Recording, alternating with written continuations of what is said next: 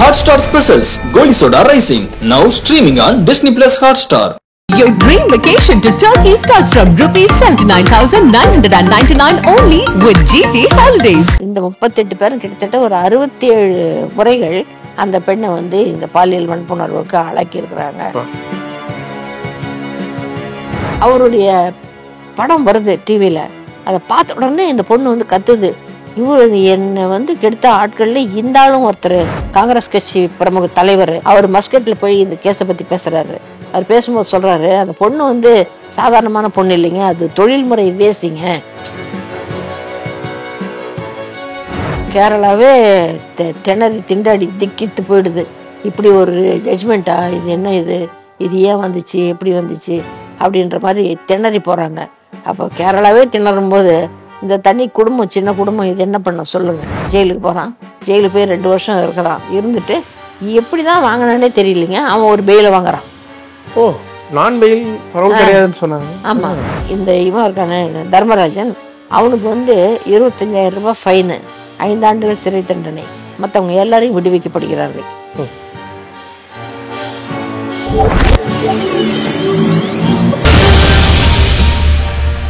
எப்ப நடந்தது கேஸு? 96வது வருஷத்துல. நான் உங்களுக்கு சொன்னேன், நான் 96வது ஜனவரி மாதம் 16ஆம் தேதி இது நடந்துச்சு. 40 நாட்கள் கழிச்சு பிப்ரவரி மாதம் 26ஆம் தேதி இந்த குழந்தை வந்து அப்படி நின்ன ஜடம் போல. அப்போ அவங்க 28ஆம் தேதி இவளுக்கு வந்து VK பாஸ்கரன் உடல் பரிசோதனை எல்லாம் செஞ்சு ரிப்போர்ட்டை கொடுத்துட்றாரு. எல்லாமே 96ல முடிஞ்சிடுது இல்ல, ஜனவரி அதுக்குள்ளேயே முடிஞ்சிருது. ஆமா, அதுக்கப்புறமேல அந்த ஜனவரி அந்த 96 முழுவதும் ஒன்றும் நடக்கலை, 97 முழுவதும் ஒன்றும் நடக்கலை, 98 முழுவதும் ஒன்றும் நடக்கலை. அப்புறம் இது வந்து திடீர்னு ஞாபகத்துக்கு வந்து நம்ம பெண்கள் அமைப்பு அங்கே இருக்கக்கூடியவங்க, அஜித்தான்னு ஒரு அம்மா இருக்காங்க, நீங்கள் கேள்விப்பட்டிருக்கலாம். எம்எல்ஏ எல்லாம் இருந்தாங்க, நக்சலைட்ஸ்லாம் இருந்தாங்க அவங்க. அதுக்கப்புறமேல் மெதுவாக கம்யூனிஸ்ட்க்கு இதெல்லாம் வந்துட்டாங்க. ஸோ அவங்க ஒரு அமைப்பு வச்சு இருக்காங்க. அது ஒன்று. அன்வேஷி அப்படின்ட்டு ஒரு அமைப்பு இருக்குது. அன்வேஷின்னு விசாரின்னு அர்த்தம். ஸோ அது அன்வேஷின்னு சொல்லிட்டு அது ஒரு இது இருக்குது. அப்புறம் NFIMன்னு சொல்லிட்டு National Federation of Indian Women, NFIW அப்படின்ட்டு அவங்க ஒரு இது. அப்புறம் வந்து சூசன் ஜார்ஜ் அப்படின்னு ஒரு அம்மா, அவங்க ஒரு அமைப்பு வச்சு நடத்துகிறாங்க. இது எல்லாம் ஒன்றா சேர்ந்து கேரள ஸ்திரீ வேதிகா அப்படின்னு ஒரு பெரிய ஒரு அம்பரல்லா அமைப்பு இருக்குது. அதன் கீழே இவங்க எல்லாரும் வந்து இது குரல் கொடுக்க ஆரம்பித்து போராடி இதை மாணவர்கள் எடுத்து அவங்க வந்து களத்தில் இறங்கி தகராறு பண்ணி இதுக்கு ஒரு பதில் தெரியணும், எங்களுக்கு இந்த பொண்ணுக்கு வந்து நடந்த அநியாயத்துக்கு எங்களுக்கு நியாயம் வேணும் அப்படின்னு சொல்லிட்டு இவ்வளோ பெரிய ஒரு போராட்டத்தை அவங்க நடத்துனதுக்கு பின்னால் தான் வந்து காவல்துறையில் என்ன சொல்கிறாங்க, ஒரு ஸ்பெஷல் டீம் ஒன்று போடுறாங்க. அப்போ சிபி மேத்யூஸ்ன்னு சொல்லிட்டு ஒரு டிஐஜி இருக்கிறாரு. ஸோ அந்த டிஐஜி கிட்ட வந்து பொறுப்பை ஒப்படைச்சி தனியாக அவருக்குன்னு ஒரு இன்ஸ்பெக்டர், சப் இன்ஸ்பெக்டர், கான்ஸ்டபிள்ஸ் அதெல்லாத்தையும் கொடுத்து இதை விசாரிக்கிறதுக்கு ஒரு டைம் கொடுக்குறாங்க. அப்புறம் அவர் வந்து இந்த 38 பேரையும் கண்டுபிடிக்கிறாரு. ஒரு யார் யார் என்ன நடந்தது, எங்கே போனாங்க. ஏன்னா இவன் இந்த தர்மராஜனை தட்டினாவே எல்லா விஷயமும் வருமே, ஏன்னா அவன் தானே என்கேஜ் பண்ணி ஒருத்தரையும் கூட்டிகிட்டு வர்றான். ஸோ அதனால் அந்த புள்ளி விவரங்கள் எல்லாம் சேகரிச்சிடுறாங்க. ஏன்னா இவங்க பண்ணதும் தப்பு தானே, அவ்வளோ வன்முறை, அவ்வளோ இது. அப்புறம் வந்து இந்த மாதிரியான ஒரு 16 வயசு பொண்ணை வந்து இப்படி சீரழிச்சது, இதெல்லாம் தப்பு. அன்னைக்கு தேதியில் பார்த்தீங்கன்னா இந்த ஏஜ் ஆஃப் கன்சென்ட்னு ஒன்று இருக்கும். அதாவது சம்மதம் தருவதற்கான வயது. அந்த பெண்ணே சம்மதித்தாலும் கூட நீங்கள் வந்து இப்படியான காரியத்தை செய்யறதுக்கு உங்களுக்கு சக்தி வருதா அப்படின்னு கேட்டிங்கன்னா அந்த சம்மதத்தை தெரிவிக்கிறதுக்கு ஒரு வயசு இருக்கணும். அதை வந்து இப்போ 18ஆக ஆக்கியிருக்கிறாங்க. அன்னைக்கு தேதியில் அது 16ஆகத்தான் இருந்தது. ஆனால் சம்பவம் நடக்கும் பொழுது இந்த பெண்ணுக்கு டெக்னிக்கலி ஸ்பீக்கிங் 15 தான் நடந்ததுன்னுட்டு அது ஒரு ஆர்குமெண்ட் இருக்குது ஒரு பக்கம். ஸோ அதனால் அந்த 38 பேரையும் வந்து லிஸ்ட் எடுக்கிறாங்க. இதில் வந்து கூட்டு பாலியல் வன்புணர்வும் நடந்திருக்குது. அதையும் வந்து இந்த தர்மராஜன் அனுமதிச்சு இருக்கிறான், அதுக்கும் ஏற்பாடு பண்ணி கொடுத்துருக்கான். இந்த 38 பேரும் கிட்டத்தட்ட ஒரு 67 முறைகள் அந்த பெண்ணை வந்து இந்த பாலியல் வன்புணர்வுக்கு ஆளாக்கி இருக்கிறாங்க அப்படின்னுட்டு கண்டுபிடிக்கிறாங்க. கண்டுபிடிச்சி இந்த கேஸை வந்து ஃபைல் பண்ணுறாங்க. ஃபைல் பண்ணோடனே 2000வது வருஷத்தில் ஒரு சசிதரன் நம்பியார்னு ஒரு ஜட்ஜு, அவர் இந்த கேஸை விசாரிக்கிறாரு. விசாரித்து அவர் ஒரு நல்ல ஒரு தீர்ப்பை கொடுக்குறாரு. இந்த தர்மராஜன் தான் வந்து இந்த கேஸுக்கு முழு முதல் காரணம். அதனால் அவனுக்கு வந்து வாழ்நாள் சிறை, அவனுக்கு பரவலே கிடையாது, அவன் வாழ்நாள் சிறையில் இருக்கணும். அவன் மற்றவர்கள் இருக்காங்களே அவங்களுக்கு வந்து அவங்க செஞ்ச அந்த குற்றங்களுக்கு தகுந்த மாதிரியாக 3 மாசத்துல இருந்து 13 வருடங்கள் வரைக்கும் அந்த அவங்க குற்றங்களுக்கு தகுந்த மாதிரியாக அவங்களுக்கெல்லாம் தண்டனை கொடுத்து 36 பேர் சம்மந்தப்பட்டவங்க. இதில் 2 பேரை மட்டும் விடுவிச்சிடுறாரு. 2 பேரை விடுவிச்சுட்டு மிச்சம் இருக்கிறவங்க அத்தனை பேருக்கும் தண்டனை கொடுத்துட்றாரு. கொடுத்தா என்ன ஆகுதுன்னு கேட்டிங்கனாக்கா, அந்த இவன் ஜெயிலுக்கு போகிறான், யார், தர்மராஜன் ஜெயிலுக்கு போகிறான். ஜெயிலுக்கு போய் 2 வருஷம் இருக்கிறான். இருந்துட்டு எப்படி தான் வாங்கினானே தெரியலைங்க, அவன் ஒரு பெயிலை வாங்குறான். ஓ, நான் பெயில் பரவல் கிடையாதுன்னு சொன்னாங்க. ஆமாம், அவன் வந்து ஒரு பெயிலை வாங்கிட்டு வெளியில் வந்து காணாமல் போயிடுறான். எங்கே இருக்கிறான்னு தெரியல. இந்த மற்ற தண்டனை கொடுக்கப்பட்டவர்கள் இருக்காங்களா அவங்கெல்லாம் வந்து அப்பீலுக்கு போகிறாங்க. இந்த கேஸ் வந்து இந்த தண்டனை வந்து தகாது எங்களுக்கு, அதனால் எங்களுக்கு நல்ல தீர்ப்பு வழங்கணும்னு சொல்லிட்டு அவங்க கேரளா ஹைகோர்ட்டுக்கு போகிறாங்க. இதுக்கு நடுவில் என்ன ஆகுதுன்னா, இந்த பாப்பா ஒரு நாள் டிவி பார்த்துட்டு இருக்குது. டிவி பார்த்துட்டு இருக்கும் பொழுது காங்கிரஸ் கட்சியினுடைய பிரமுகர் ஒருத்தர் PJ குரியன் அப்படின்னு சொல்லிட்டு, அவர் வந்து 5 முறைகள் வந்து எம்எல்ஏவா எம்பியாக அப்படிலாம் இருந்தவர். இவர் நம்ம நரசிம்ம மோடியினுடைய சபையில் அமைச்சரவையில் அமைச்சராக கூட இருந்திருக்கிறார். அவர் ஒரு ஃபிசிக்ஸ் ப்ரொஃபஸர் தொழில் முறையில். அந்த அவருடைய படம் வருது டிவியில். அதை பார்த்த உடனே இந்த பொண்ணு வந்து கத்துது, இவர் என்னை வந்து கெடுத்த ஆட்களில் இந்த ஆளும் ஒருத்தர், இவரும் ஒருத்தருன்னு சொல்லிட்டு அந்த பொண்ணு வந்து ரொம்ப உணர்ச்சிவசப்பட்டு கூச்சல் போட்டு இவரை விடவே கூடாது, கட்டாயமாக வந்து இவர் மேலே நடவடிக்கை எடுத்தாகணும் அப்படின்னு சொல்லிட்டு அந்த பொண்ணு போய் பீர்மேடுன்ட்டு ஒரு இடம் இருந்தது, அந்த பீர்மேடுக்கு போய் அங்கே வந்து இவர் மேலே புகார் கொடுக்குது. என்னன்னு தெரியல, ஏன்னா இது வந்து இங்கே சூரிய நெல்லியில் கொடுத்துருந்துருக்கணும் அல்லது மூணாறில் கொடுத்துருந்துருக்கணும். இது ரெண்டையும் விட்டுட்டு ஏன் போச்சு பீர்மேடுக்குன்னு தெரில. ஒருவேளை இவருடைய ஸ்டேச்சரை பார்த்துட்டு அவங்க கேஸ் எடுக்கிறதுக்கு மறுத்திருக்கலாம் வந்து. ஏன்னா இந்த குடும்பத்துக்கு நிரந்தரமான ஒரு ப்ரெஷர் இருந்துக்கிட்டே இருக்குது, இந்த கேஸை விட்டுடுங்க, இதை பரிசீலனை பண்ணாதீங்க, ஏன்னா இதில் பெரிய பெரிய ஆளுங்கள்லாம் இருக்கிறாங்க, அந்த பயத்தை காட்டிக்கிட்டே இருந்திருக்காங்க. ஆமாம் அப்படின்னு சொல்லிகிட்டே இருந்தாங்க. அதனால் இந்த பொண்ணு இங்கே எதுவும் பண்ணாமல் கொண்டு போய் பீர்மேடில் போய் இந்த கேஸை பதிவு பண்ணுது. இந்த பொண்ணு இந்த பதிவு பண்ணியிருக்குதுன்னு தெரிஞ்ச உடனே அவர் குரியன் என்ன பண்ணுறாரு, ஹைகோர்ட்டுக்கு போகிறாரு. இந்த என் மேலே இந்த வழக்கு பதிவு செய்யப்படுதல் கூடாது, இதை வந்து கேன்சல் பண்ணணும்ன்ட்டு ஹைகோர்ட் வந்து அதே மாதிரி கேன்சல் பண்ணிடுது. அது மட்டும் இல்லாமல் இப்போ இந்த மற்ற 36 பேரும் வந்து ஹைகோர்ட்டுக்கு அப்பீலுக்கு போனாங்க பார்த்தீங்களா, அங்கே அந்த கேஸ் நடந்துக்கிட்டு இருக்குது. அங்கே வந்து அப்துல் கஃபூர் அப்படின்றவருடைய பெஞ்ச், பசந்த் அப்துல் கஃபூர் 2 பேர், அவங்க 2 பேர் பெஞ்சில் இந்த வழக்கு நடக்குது. அவங்க என்ன பண்ணுறாங்க, இந்த இவன் இருக்கான தர்மராஜன், அவனுக்கு வந்து 25,000 ரூபாய் ஃபைனு, 5 ஆண்டுகள் சிறை தண்டனை, மற்றவங்க எல்லாரையும் விடுவிக்கப்படுகிறார்கள். மற்ற அனைவரும் விடுவிக்கப்படுகிறார்கள் அப்படின்னு சொல்லிடுறாங்க. இது வந்து ரொம்ப ஒரு கேரளாவே திணறி திண்டாடி திக்கித்து போயிடுது. இப்படி ஒரு ஜட்ஜ்மெண்ட்டா, இது என்ன, இது ஏன் வந்துச்சு, எப்படி வந்துச்சு அப்படின்ற மாதிரி திணறி போகிறாங்க. அப்போ கேரளாவே திணறும் போது இந்த தனி குடும்பம், சின்ன குடும்பம், இது என்ன பண்ண சொல்லுங்கள். இந்த குடும்பம் ஏற்கனவே இங்கே வந்து அவங்க படுற கஷ்டம் நான் சொல்கிறேன் அவங்களுக்கு ஏற்படுற தொல்லை அது. ஸோ இப்போ வந்து அந்த கேஸை வந்து மறுபடியும் இதுக்கு சுப்ரீம் கோர்ட்டுக்கு எடுத்துகிட்டு போகணும். ஸோ கவர்மெண்ட் ஆஃப் கேரளா வந்து அப்பீல் ப்ரிஃபர் பண்ணுது. அந்த அப்பீலை வந்து அவங்க ஏற்றுக்க மறுக்கிறாங்க. இப்படி போயிட்டுருக்குது இந்த கேஸு. நிதானமாக ஒரு ஸ்டாண்ட் ஸ்டில்லுக்கு அப்படியே வந்துடுது. அப்புறம் என்ன நடக்குதுன்னா, நிர்பயா கேஸ் நடக்குது.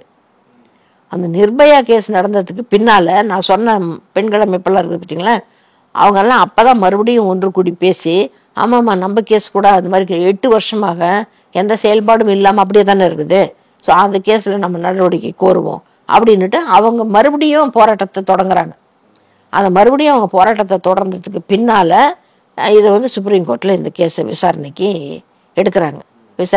அதுபோல் ஜட்ஜஸ் எல்லாம் மாறிடுறாங்க, வேறு ஆட்கள் வந்துடுறாங்க. அந்த வழக்கு வந்து மறுபடியும் நடக்குது. அது மறுபடியும் நடக்கும் பொழுது அந்த வழக்கில் இவனுக்கு திரும்பவும் இவனை பிடிக்கணுன்றாங்க. இவன் அதுக்குள்ளே காணாமல் போயிடுறான். ஆமாம், அந்த பைல் காணாமல் போயிடுறான்.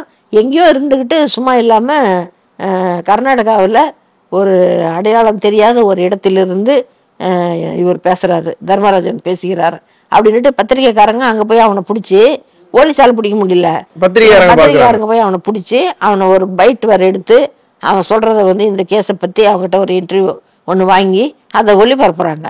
அந்த இன்டர்வியூவில் வந்து அவன் என்ன சொல்கிறான், இந்த குரியன்ன்றவர் குமிழியில் தான் வந்து 19ஆம் தேதி பிப்ரவரி மாதம் 19ஆம் தேதி நான் தான் போய் அவர் காரில் கூட்டிகிட்டு வந்தேன். அதனால் அவர் வந்து அந்த பொண்ணை சந்தித்தது உண்மைதான், அந்த பொண்ணுக்கிட்ட வந்து அவர் தவறாக நடந்தது உண்மைதான், எனக்கு நல்லா ஞாபகம் இருக்குது அப்படின்னு இவன் சொல்கிறான். தர்மராஜன் சொல்கிறான். அதுக்கப்புறம் திருப்பி அது கொஞ்ச நாள் கழிச்சு இல்லை நான் சொன்னது தப்புன்னு அவனே கவுந்துக்குவான். அந்த மாதிரி பண்ணுறாங்க. இது விசாரணையில் என்ன மாதிரி சொல்கிறாங்கன்னா, இந்த பொண்ணுக்கு வந்து நிறைய வாய்ப்புகள் இருந்தது.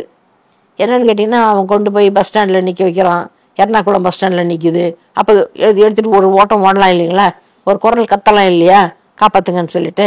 அது ஒன்றுமே பண்ணவே இல்லையே, பேசாமே போகுது அந்த பொண்ணு. அப்போ அது விரும்பி தானே போகுதுன்னு நம்ம நினைக்கணும் அப்படின்னு சொல்லிட்டு சொல்கிறோம். இவர் நம்ம காங்கிரஸ் கட்சி பிரமுக தலைவர் சுதாகர்ன்னு சொல்லிட்டு அவர் மஸ்கட்டில் போய் இந்த கேஸை பற்றி பேசுகிறாரு. அவர் பேசும்போது சொல்கிறாரு, அந்த பொண்ணு வந்து சாதாரணமான பொண்ணு இல்லைங்க, அது தொழில்முறை வேசிங்க. அது வந்து பல பேர்கிட்ட போய் பழகி அவங்க கொடுக்குற காசுக்காகவும் பணத்துக்காகவும் அவங்க கொடுக்குற பரிசு பொருட்களுக்காகவும் அந்த பிரியப்பட்டு போகிற பொண்ணுங்க. அது இப்போ வேஷ்டி தொழில் செய்கிறவங்களுக்கும் இந்த மாதிரி கற்பழிக்கப்படுகிற ஒரு குழந்தை அப்படின்றதுக்கும் எவ்வளோ வேறுபாடு இருக்குது பாருங்க நீங்கள் அப்படின்னு அந்த சுதாகர் வந்து அங்கே போய் பேசுகிறாரு. ஜட்ஜு, இந்த கேஸை விசாரித்த ஜட்ஜு பசந்த் அப்படின்றவர், அவரே கேட்குறாரு இந்த கேள்விகள் எல்லாம். ஏன் இந்த பொண்ணு வந்து அந்த நர்ஸு வந்து இந்த அம்மாவுக்கு இனிமா கொடுக்குறாங்கல்ல, அது ஒரு தனிப்பட்ட இடம் தானே, அங்கே தனியாக தானே இருக்காங்க, அங்கே இவனுக்கு 2 பேரும் வந்து நிற்கல தானே, அங்கே வந்து இந்த பொண்ணு உண்மையை சொல்லியிருக்கலாம் தானே. அதுக்கான வாய்ப்புகள் இந்த பொண்ணு கொடுத்தப்பட்ட, ஏன்னா உடம்பு டயர்டாக்கி பேச விடாம தானே வச்சிருந்தாங்க. இந்த பொண்ணு வந்து அப்பா அங்கே பேசியிருந்துருக்கலாமே, அவங்கக்கிட்ட சொல்லலை, டாக்டருங்கிட்ட கூட்டிகிட்டு போயிருக்கிறாங்க, அந்த டாக்டர்கிட்ட சொல்லியிருந்துருக்கலாம், டாக்டர்கிட்ட சொல்லலை. 2 முறை டாக்டர்கிட்ட போயிருக்கு. பெரியார் ஹாஸ்பிட்டல் டாக்டர் ஒருத்தர், அப்போ ஹாஸ்பிட்டல் டாக்டர் ஒருத்தர், 2 டாக்டருங்ககிட்டயுமே இது உண்மையை சொல்லவே இல்லை. ஆகவே இந்த பொண்ணு வந்து இதுவே விரும்பி தான் அவனோட இருந்து இந்த தொழில் செஞ்சு இதில் ஆதாயம் பார்க்கலாம் அப்படின்ற தீர்மானத்தோடு இருந்திருக்குது அப்படின்னு தான் நான் நினைக்கிறேன் அப்படின்னு அவர் சொல்லிட்டாரு அந்த வசந்த்ன்ற ஜட்ஜு. சொல்லிட்டு இது பெரிய பிரச்சனையாகி நீ எப்படி அந்த மாதிரி சொல்லலாம், அந்த பொண்ணை ஒரு 15-16 வயசு பொண்ணு இந்த மாதிரி அவன் கான்ஸ்டண்ட்டாக ஒரு பயத்தில் வச்சுருக்கிறான், அவன் மிரட்டுறான், அந்த குழந்தைக்கு என்ன தெரியும், அதுக்கு அந்த பயத்தில் அது இருக்குது. ஸோ அதனால் அது வாய் பேசாமல் இருந்திருக்குது, அதையே நீங்கள் புரிஞ்சிக்க மாட்டேன்றீங்க அப்படின்னு இந்த மக்களெல்லாம் கொந்தளிச்ச உடனே அவர் என்னன்றார், என்னங்க நான் அதை தனிப்பட்ட முறையில் இப்படி இருக்கலாமான்னு மாதிரி நான் ஒன்று சொன்னேன், அதை வந்து சட்டையில் ஒரு கேமராவை எடுத்துன்னு வந்து வச்சு அந்த ஆளுக்கு இதை ஒரு விஷயமாக்கி எல்லாருக்கும் போட்டு காமிப்பாருன்னு எனக்கு தெரியல அவர் என்ன அப்படின்னா. ஆனால் அவர் சொன்னது மறக்கல, சொன்னார். ஆமாம். ஸோ இது மாதிரி எல்லாம் ரொம்ப பொறுப்பில் இருக்கக்கூடிய நபர்களே கூட இப்படி பாதிக்கப்பட்ட ஒரு பெண் குழந்தை பற்றி இது மாதிரி தான் பேசியிருக்காங்க இந்த வழக்கை பொறுத்த அளவில். ஸோ இந்த கேஸில் வந்து கடைசியாக நம்மளுக்கு சுப்ரீம் கோர்ட்டில் இந்த மாதிரி ஒரு ஜட்ஜ்மெண்ட் கொடுத்துருக்குறாங்க. இந்த ஜட்ஜ்மெண்ட்டில் என்னென்னா, ஒரு இந்த கேஸ் நடக்கிறதுக்குள்ளே மொத்தம் 17 வயசு 19 வருஷமாக நடக்குது இந்த கேஸு. இதுக்கிடையில் நடுவில் ஒரு 7 பேர் இறந்து போயிடுறாங்க, 42 பேர் மொத்தம். அதில் வந்து அவரே 4 பேர் விட்டுட்டாரு, ஒரு 7 பேர் இறந்து போயிடுறாங்க. 9 பேரை மட்டும் தனியாக பிரித்து அந்த 9 பேரில் ஒரு பெண் இருக்கிறாள், அந்த பெண்ணையும் சேர்த்து 13 ஆண்டுகள் சிறை தண்டனை சொல்லிடுறாங்க. இந்த தர்மராஜனுக்கு வந்து வாழ்நாள் சிறைன்னு சொல்லிடுறாங்க. மற்றவங்களுக்கெல்லாம் வந்து அவங்க செஞ்ச தவறுகளுக்கு தகுந்த மாதிரியான பணத்தொகையோ அதை வந்து அவங்க ஃபைனாக கட்டணும், அப்புறம் சிறையும் யாரோ ஒருத்தருக்கு 3 மாதம் தான் கொடுத்துருக்காங்க. ஸோ அந்த மாதிரியான ஒரு தண்டனையை சுப்ரீம் கோர்ட்டில் அறிவிச்சிருக்காங்க இந்த கேஸில். இப்போ அந்த கேஸ் முடிஞ்சிருச்சா அப்படின்னா, இப்போ இவங்க வாழ்ந்துட்டாங்களா, இப்போ நல்லா இருக்காங்களா, அந்த பொண்ணுக்கு என்னாச்சு அப்படின்னு சொல்லிட்டு ஒரு ஆர்வம் தானே அப்படின்னு சொல்லிட்டு பார்த்தா அந்த பொண்ணு வந்து இப்போ இன்னைக்கு தேதியில் அதுக்கு ஒரு 34 வயசு ஆகுது. ஆனால் அந்த பொண்ணு நிற்கிறதையோ நடக்கிறதையோ பார்த்தவங்க ஒரு 70-80 வயசான ஒரு பாட்டி மாதிரி அது நடக்குது. அவங்க அப்பாவுக்கு 77 வயசு ஆகுது. அவர் கண்ணில் வந்து இருக்கிற சோகம் வந்து, ஆனால் அவர் சிரித்து தான் பேசுகிறாரு, கடவுள் இருக்கிறார் எங்களுக்கு நல்லது செய்வார் அப்படின்னு சொல்லி சிரிக்கிறார் அவர். அப்படி அவர் சிரிக்கும்போது எதிரில் நின்று பார்க்குற நமக்கு தான் கண் கலங்குது அப்படின்னு சொல்லி எழுதியிருக்கிறாங்க. என்னன்னா அவங்க சூரிய நெல்லி தான் அவங்க சொந்தமாக இருந்தது. அங்கேயே எல்லாம் காசு பணமெல்லாம் சேர்த்து சொந்த வீடு ஒன்று வேணும்னு ஆசையாக கட்டினாங்க ஒரு வீட்டை. ஆனால் இப்போ என்னாச்சுன்னு கேட்டிங்கன்னா, அந்த சூரிய நெல்லி பக்கம் வர்றவங்க எல்லாருமே அது ஒரு பிக்னிக் ஸ்பாட் மாதிரி.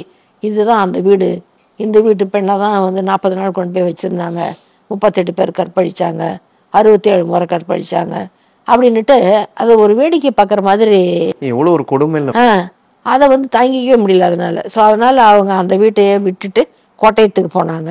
அப்புறம் அந்த கோட்டயத்தில் வாடகைக்கு கூட்டியிருந்தாங்க. அங்கே இருந்துக்கிட்டு இங்கே எதுக்கு வீடு வேணாம்னு சொல்லிட்டு இது விற்கிறதுக்கு பார்த்தாங்க. இது இவங்க விற்றுட்டு தான் போகிறாங்க, எப்படி இருந்தாலேன்னு தெரிஞ்சாக்க விலையே கம்மியாயிடும்ல. மார்க்கெட் ரேட்டை விட இது டிஸ்ட்ரெஸ் சேல் அப்படின்னா கம்மியாயிடும். ஸோ அந்த மாதிரியாக அது குறைஞ்ச விலை தான் வந்தது. இருந்தாலும் பரவாயில்லன்னு அதை விற்றுட்டு அவங்க மிகவும் நேசித்த, அவங்களுக்கு மிகவும் பழக்கமான அந்த அழகிய சூரிய நெல்லியை விட்டே வெளியேறி கோட்டயத்துக்கு போனாங்க. அந்த கோட்டயத்துலேயும் ஒரு வீட்டில் குடியிருந்த போது பார்த்தீங்கன்னா, அக்கம் பக்கத்தில் இருக்கிறவங்க யாருமே இவங்ககிட்ட பேச மாட்டாங்க. எல்லாருமே வந்து இவங்களை வந்து ஒரு மாதிரி ஒரு தீண்டத்தகாதவர்கள் மாதிரியாக நடத்துவாங்க. இவங்க தலை திரும்பினாலே போதும் ஒரே கைத்தட்டலும் பேச்சும் விசில் அடிக்கிறதும் சீழ்க்கி அடிக்கிறோம், இந்த மாதிரி ஒரு ஜியரிங்கு இருந்துகிட்டு இருந்துச்சு.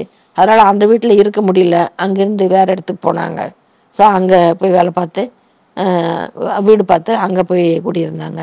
இது வந்து வித்தியாசமான ஒரு விஷயமாக இருக்குது. இந்த பெண்ணுக்குத்தான் நியாயம் கிடைக்கணும்னு சொல்லிட்டு கேரளாவே ஒரு குரலாக எழுந்து போராடிச்சு. அந்த பொண்ணையே கேலி செய்கிறாங்களே.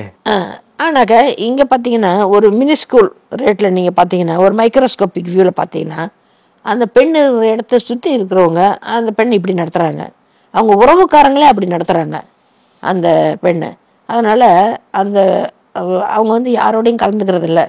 சர்ச்சுக்கு மட்டும் போவாங்க, வருவாங்க, ஆஸ்பத்திரிக்கு போவாங்க.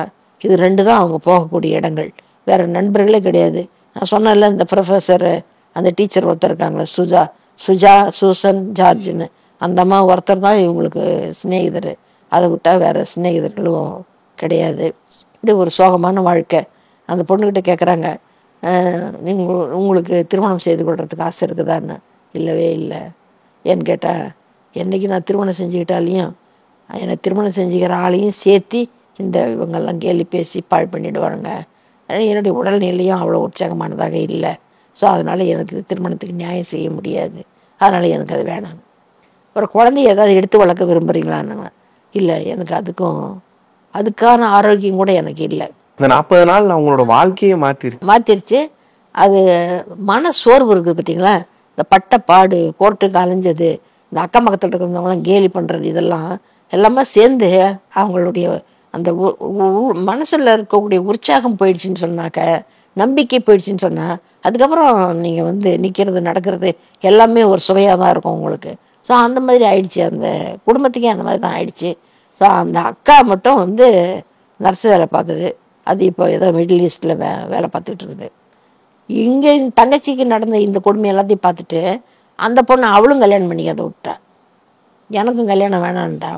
அவள் அப்படி இருக்கிறா, இந்த பொண்ணு இப்படி இருக்குது, வீட்டில் நிம்மதி இல்லை, ஏதாவது ஒரு ஆதாரம் வேணுமே அப்படின்னு சொல்லிட்டு நம்ம ஈவிக்கு நாயனார் வந்து முதல்வராக இருந்த சமயத்தில் இந்த பொண்ணுக்கு வந்து சேல்ஸ் டேக்ஸ் ஆஃபீஸில் ஒரு பியூன் வேலை போட்டு கொடுத்துருக்காரு. இந்த பொண்ணு அங்கே பியூன் வேலை பார்த்துக்கிட்டு இருந்துச்சு. எந்த நேரமும் என் உயிருக்கு அபாயம் இருக்குது, எந்த நேரமும் என் உயிருக்கு அபாயம் இருக்குதுன்னு சொல்லிகிட்டே இருக்காங்க. ஏன்னா அந்த கேஸ் நடந்துக்கிட்டு இருந்தது வரைக்கும் அந்த கேஸை வாபஸ் வாங்குங்க அப்படின்னு பலமுனை தாக்குதல், பலமேறு சொல்லி இருந்துகிட்டு இருந்தாங்க. இப்போ இந்த பொண்ணு அங்கே போய் வேலை செய்ய ஆரம்பித்த உடனே என்ன செஞ்சிட்டாங்க, ஒரு கொஞ்ச நாள் 1 வருஷம் வேலை பார்த்துருக்கோம். அதுக்கப்புறமேலு இந்த பொண்ணு வந்து ஒரு 2.5 லட்சம் ரூபாய் வந்து ஊழல் பண்ணிடுச்சு, ஃபோர்ஜரி பண்ணிடுச்சு, அப்படி ஒரு பழி. ஆமாம், பணத்தை திருடிடுச்சு அப்படின்னு சொல்லி இந்த பொண்ணை வந்து சஸ்பெண்ட் பண்ணிட்டாங்க. இது மேலே கேஸ் போட்டாங்க. இது ஜெயிலில் கொண்டு போய் அடைச்சிட்டாங்க இந்த இதே பொண்ணை. எப்படின்னே பாருங்க, மனசு ஒருத்தரோட வாழ்க்கையில் இவ்வளோ நடக்கணுமா, இவ்வளோ நடக்குமா? அதுக்கு போய் ஜெயிலில் அடைச்சிட்டாங்க. திருப்பி அது ஒரு கேஸை நடத்தி வாதாடி ஒரு 8 மாதங்கள் அது பெண் பேரில் குற்றம் இல்லைன்னு சொல்லிட்டு ஏற்பாடு பண்ணி, அது அவங்க அப்பா சொல்கிறாரு, இந்த நமக்கு தெரிஞ்சு கோடானு கோடி ரூபாயை ஊழல் பண்ணிட்டு வெற்றி வீரன் மாதிரி நெஞ்சை நிமித்திக்கிட்டு தெரியறவனெல்லாம் நம்ம பார்த்துருக்குறோம். என் பொண்ணு இந்த வழக்கில் மாட்டி குறுகி சிரித்து எந்நேரமும் கண்ணீர் வடிக்கிற ஒரு நிலைமையில் அவன் மேலே இந்த பழியை வச்சு உள்ளே தள்ளுறாங்கன்னா அது என்ன ஒரு இன்ட்ரெஸ்ட் அவங்களுக்கு? அதில் யாரோ ஒரு ஆர்வமுள்ளவர் தானே அதை செய்கிறாரு. அந்த 42 பேர்ல ஒருத்தராக இருக்கணும். அது செய்ய முடியுதில்லை அவங்களுக்கு. அதுதான் எல்லாத்தையும் சொல்கிறாரு. சொல்லிட்டு கடைசியில் எங்களுக்கு கடவுள் துணை இருக்குது அப்படின்னு சொல்லிட்டு, அதனால எங்களுக்கு நிச்சயமாக நிதானமாக நடந்தாலும் நிச்சயமான ஒரு வெற்றி எங்களுக்கு கிடைக்கும்னு நினைக்கிறேன் அப்படின்னு சொல்லி சொல்கிறாரு. இப்படியாக வாழ்க்கையே ஒரு இருண்டு போன ரொம்ப மனசோகத்தோடு இருக்கக்கூடிய ஒரு குடும்பமாக, இந்த குடும்பம் இப்போ வரைக்கும் தங்களுடைய ஊரை இழந்து, பேரை இழந்து, வீடை இழந்து, எல்லாத்தையுமே இழந்தவர்களாக ஆகிட்டாங்க. எல்லாத்துக்கும் காரணம் என்ன அப்படின்னா, 15 வயசில் நம்பக்கூடாத ஒருவனை நம்பினதும் அவனோட பழக்கத்தை காதல்னு இந்த குழந்தை நினைச்சது. இல்லை, அவனுக்கு பாவம் பட்டு கடைசியில் வாழ்க்கையே இந்த பொண்ணுக்கு பாவமா மாறி போச்சு. நன்றி. என் நடிப்பை ஜெயலலிதா பாராட்ட மறுத்தார். ஏன் தெரியுமா? நக்கீரன் இதழில் சினிமா கொட்டகை டைரக்டர் ரைட்டர் VC குகநாதன் எழுதி வரும் புதிய தொடர் வாங்கி படியுங்கள் உங்கள் நக்கீரன். நக்கீரன் டிவிக்கு சப்ஸ்கிரைப் செய்யுங்கள்.